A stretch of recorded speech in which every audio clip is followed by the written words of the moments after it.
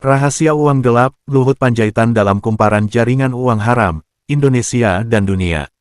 Oleh Christovita Wiloto, Chairman Strategik Indonesia. Saya tulis ini dengan hati jujur.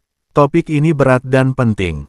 Saya akan membahas satu persatu, rapi, jelas, dan mudah dipahami.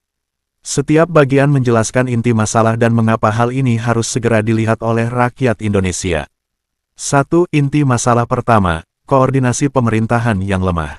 Seorang pejabat senior yang sudah 3 kali menjabat Menteri Koordinator dan pernah menjadi Kepala Staf Presiden, Luhut Panjaitan mengatakan, kalau kerja antar kementerian tidak terintegrasi, semua itu bohong belaka.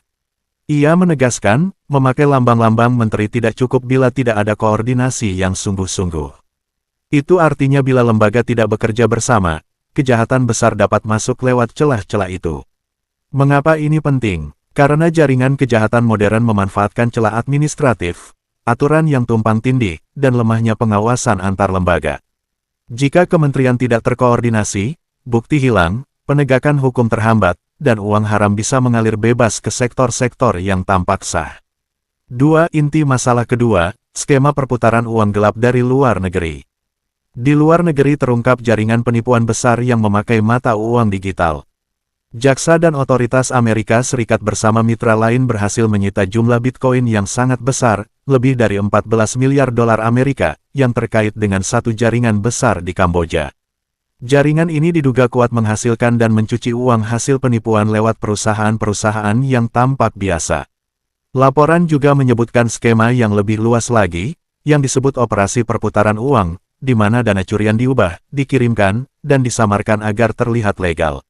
Mengapa ini mempengaruhi Indonesia? Karena uang yang tampak bersih itu masuk ke berbagai negara melalui investasi palsu, pembelian aset, dan modal yang naik turun di pasar, lalu digunakan untuk membeli proyek, properti, atau membiayai kelompok yang berpengaruh.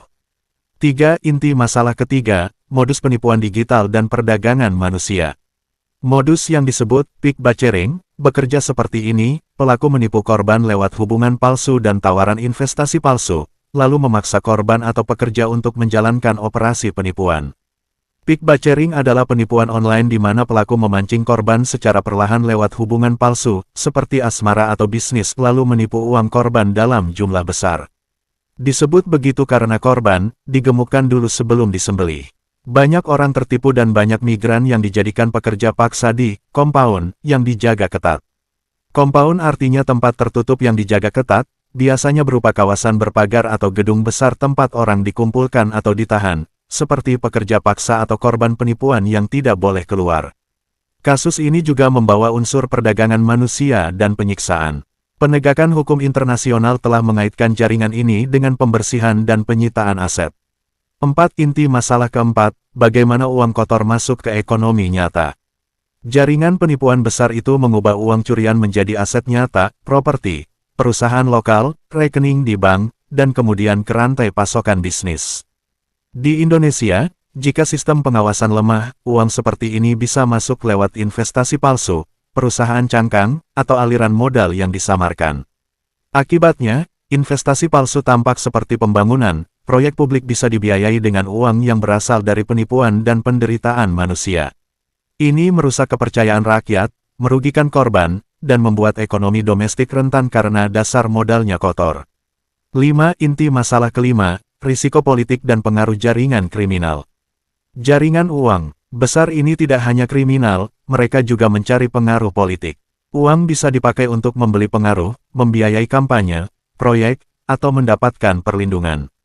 Ketika pemimpin atau pejabat terjebak atau menerima manfaat tanpa teliti, negara kehilangan kendali. Inilah yang disebut penjajahan kuasa lewat ekonomi, bukan dengan senjata, tetapi lewat uang kotor. Luhut mengatakan secara gamblang, bila tidak ada integrasi kerja, semua cuma sandiwara. Maksudnya, Luhut menegaskan bahwa kalau pemerintah dan lembaga tidak benar-benar bekerja sama, maka semua tindakan hanya pura-pura atau omong kosong belaka. Purbaya menegaskan bahwa mereka yang bermain selundup dan merusak industri akan dikejar satu persatu. Maksudnya, Purbaya akan menindak tegas orang atau kelompok yang menyelundupkan barang dan merusak ekonomi dalam negeri, dengan cara mengejar dan menghukum mereka satu persatu.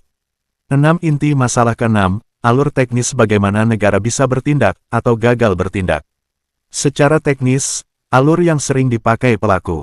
Uang curian dikumpulkan lewat penipuan online dan disimpan dalam mata uang digital. Uang digital tersebut dipindahkan melalui jaringan internasional, disamarkan lewat puluhan rekening dan perusahaan cangkang. Uang itu dikonversi menjadi aset nyata, properti, perusahaan lokal, barang mewah. Aset-aset itu kemudian dipakai untuk mempengaruhi ekonomi lokal atau mendanai kegiatan lain yang tampak sah. Jika sistem keuangan dan hukum tidak sigap, proses ini sulit dibuntuti dan dihentikan. 7. Apa yang harus menjadi fokus tindakan negara? Saya jelaskan langkah yang harus dilakukan, mudah dipahami. Perkuat koordinasi antar lembaga, data harus dibagi, bukan disembunyikan. Kalau kementerian tidak bicara satu sama lain, kejahatan lolos. Ini inti kata Luhut. Deteksi arus uang digital, periksa aliran mata uang digital yang masuk ke negara, dan siapa pemilik akun besar. Gunakan tim teknis yang fokus pada mata uang digital. Tindak perusahaan cangkang dan aset curian, bila ditemukan bukti, segera lakukan pembekuan aset dan proses hukum. Lihat contoh penyitaan besar yang dilakukan oleh penegak hukum internasional. Lindungi korban dan bongkar jaringan perdagangan manusia, korban bukan pelaku, bebaskan mereka dan berikan perlindungan. Penegakan hukum harus mengejar pelaku internasional. Transparansi dalam proyek dan sumber modal, semua proyek besar harus mengungkap sumber dana. Jika dana berasal dari sumber yang meragukan, jangan dipakai. Kerjasama internasional, kejahatan ini lintas negara, kerjasama dengan negara lain harus ditingkatkan. Lihat bagaimana Amerika Serikat dan Inggris bertindak bersama. 8. Kenapa rakyat harus tahu, dampak langsung ke kehidupan sehari-hari. Kalau uang curang masuk ke proyek publik, sekolah, rumah sakit, jalan, hasilnya palsu.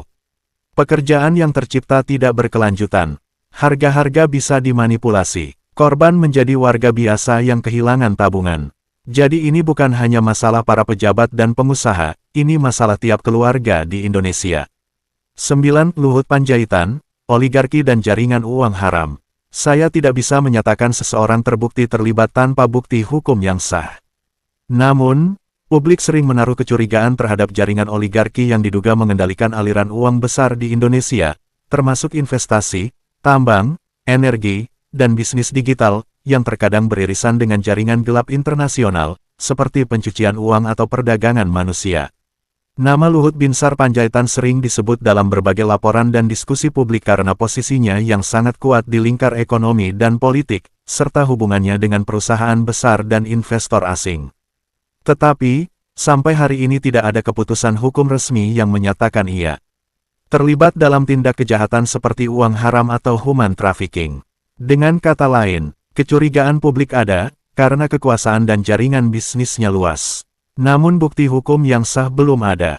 Jaringan oligarki uang gelap di Indonesia diduga berpusat pada segelintir orang yang menguasai tambang, energi, logistik, dan proyek besar negara.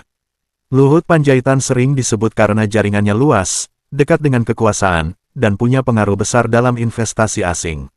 Meski belum ada bukti hukum langsung, banyak pihak menilai sistem ekonomi yang ia bangun membuat aliran uang tidak transparan dan rawan digunakan untuk pencucian uang, penggelapan pajak, bahkan bisa bersinggungan dengan jaringan internasional yang gelap, termasuk perdagangan manusia.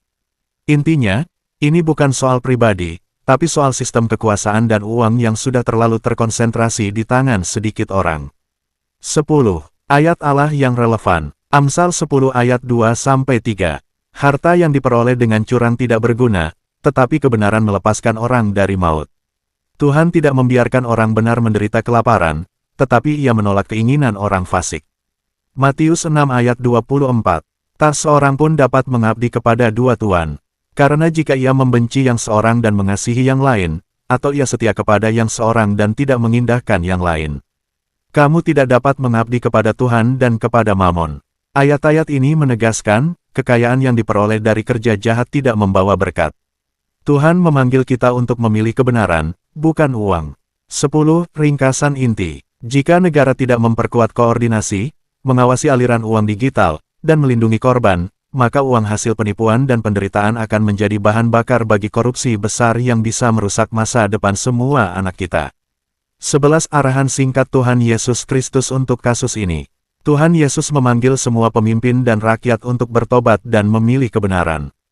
Ia berkata, bersihkan hati, tegakkan keadilan, bebaskan yang tertindas, dan jangan mengabdi pada uang. Kerjakan dengan rendah hati, jujur, dan tegap. Itulah jalan pemulihan bangsa. Allah sedang membuka rahasia ini kepada dunia. Rakyat Indonesia harus membuka mata. Jangan takut untuk menuntut kebenaran. Ambil tindakan yang jelas, periksa sumber uang, lindungi korban, dan perbaiki koordinasi negara. Amin, amin, amin.